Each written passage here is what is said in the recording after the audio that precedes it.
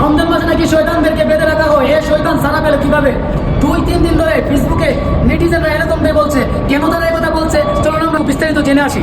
আমার বাচ্চা আমার বিয়ের 20 দিন পরে হোক, মঞ্চা একদিন পরে হোক, সেটা দেশের সরকারের কিছু আসে যায়।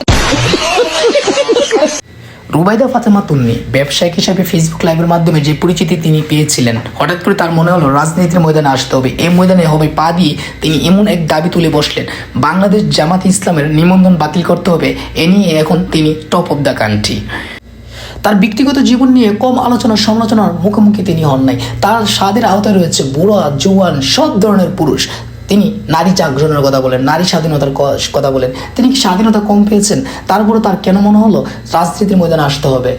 তিনি আওয়ামী লীগের সময় আওয়ামী লীগকে তেল মেরেছেন, বিএনপির সময় চেয়েছিল বিএনপিকে তেল মারবে, কিন্তু জনগণ তা বুঝেছে, মানুষ বুঝে এখন তার ব্যবসা, তার ফেসবুক পেজ সব মানুষ বয়কট করতে লাগলেন। এখন তিনি ফেসবুক লাইভে এসে কান্না করে বলছেন, আমি কি করেছি?